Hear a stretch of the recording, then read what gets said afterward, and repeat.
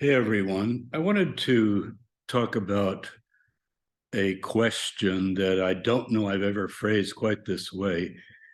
Did the Apostle Paul think James, the brother of Jesus, was weak in the faith?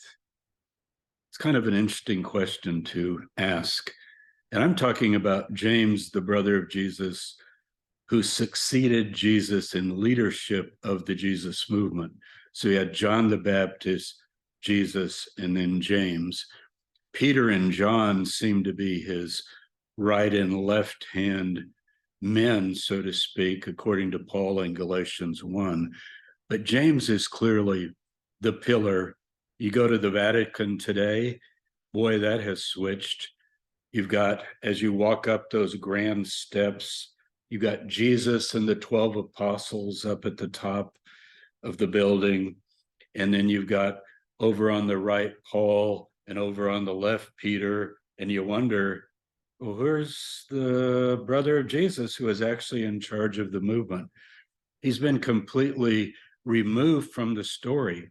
And most of my students, when I talk about James, the brother of Jesus, they either say, I didn't know Jesus had any brothers, or they say, James who? Because there are other Jameses mentioned in the New Testament. And you can go through the New Testament, especially Paul's letters and the book of Acts, and you can find there's maybe differences between James and Paul, but they're really smoothed over. In Galatians, Paul says that he met James and he was given the right hand of fellowship. You've got a version of that meeting in Acts 15. It seems very harmonious. Paul is there, Peter's there, everybody agrees. They're trying to discuss whether Gentiles should be allowed to join the movement without converting formally to Judaism and keeping all the laws of Moses. And then you've got Acts 21, where James is presented as very accommodating and friendly to Paul. And he's heard that Paul is not keeping the Torah, even as a Jew, which may well be the case based on what Paul says. To the Jews, I became as a Jew, but to the non-Jews, I became without the law or not under the law, but not lawless, as he explains. But what about this question? Did Paul think James was a weak brother? Was he weak in the faith, in other words?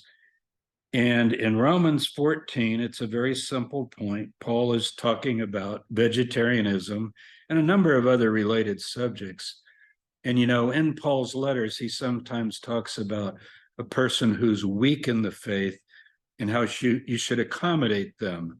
Someone might think, I would never buy meat in the marketplace at Corinth if it had been offered to Athena, the goddess of the city, in sacrificial rites, meat sacrificed to idols, as it's called in the New Testament, because it could be tainted with some sort of idolatry. And Paul says, well, really no, but if somebody thinks that they're weak in the faith, then you should try to make allowances for them.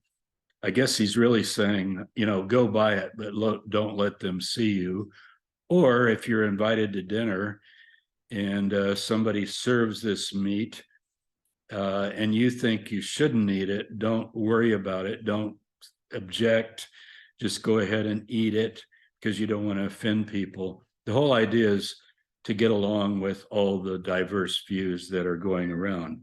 But this one strikes me as maybe something more. Romans 14, verse 1. As for the man who is weak in faith, welcome him, but not for disputes about opinions. One believes he may eat anything, while the weak man eats only vegetables. Let not him who eats, that is meat implied, it's not talking about pork or shellfish or unclean meat as the Torah defines it.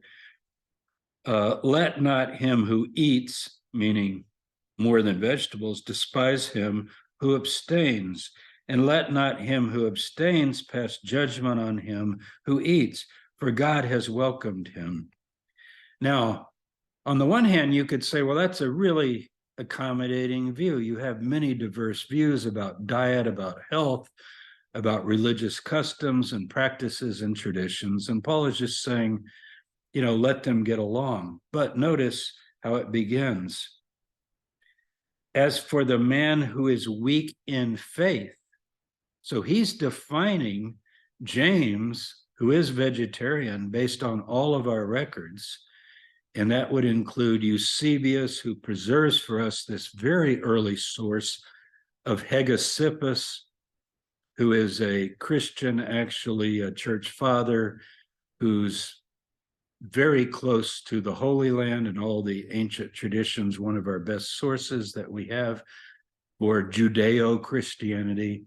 And he's the one that tells the story about the death of James. Josephus, also the Jewish historian, tells about the death of James. But one of the things that Hegesippus says is that James is a vegetarian.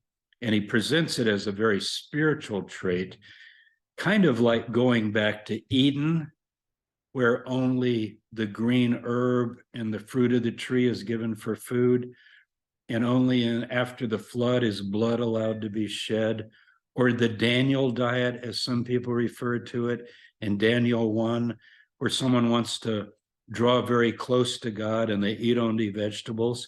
So is Daniel weak in the faith? Were all the people, according to Genesis, before the flood, who are eating vegetarian diets, are they weak in the faith? If James is weak in the faith, what about John the Baptizer? I know some read locust and wild honey as if locusts are an insect, but I've explained in other videos that really it's probably a confusion of the words in Greek, and between agkris and eggkris, and one means something like a honey cake, which fits better, and that also agrees with Slavonic Josephus, which is an alternative to our Greek Josephus. So I think John the Baptist was a vegetarian for sure, based on our best records. I think Jesus was a vegetarian, but before somebody says, wait a minute, he ate fish, I have a video on was Jesus a vegetarian? Hear me out. But if you can't accept that right now, just let's stay with James. So think about it. Is Paul saying that James is weak in the faith for living this Genesis lifestyle? Also in Isaiah 11, when the kingdom of God is pictured, one of the things it says about the mountain of the Lord, the Holy of Holies, the holy space in Jerusalem, which will be a house of prayer for all people, according to the prophets, that they will not hurt or slaughter in all my holy mountain. That's Isaiah 11 toward the end. Also talks about the wolf lying with the lamb and the bear and the cow together and so forth, this image of peace. So I want to leave you with that thought, because Paul goes on to say that, look, if you have strong faith, you can eat meat and you can drink wine. He also mentions drinking wine. And he mentions observing holy days to the Lord, maybe the Sabbath day. But we're also told that James didn't drink wine. And John the Baptist is a Nazirite, not a Nazarite, but a Nazirite, the separated one, who also doesn't drink wine. And Jesus maybe followed that, maybe he didn't. But the vegetarianism, I think you can argue that he might have followed. So the question is he saying that to be a vegetarian and to abstain from alcohol is a weak position, but if you're strong in the faith, which James then would not be by this definition, then you should not condemn those who are weak, such as James. Just an interesting point. This is very short, just a thought to put into your head to think about, and you could do some more study on it yourself. See you later. Take care.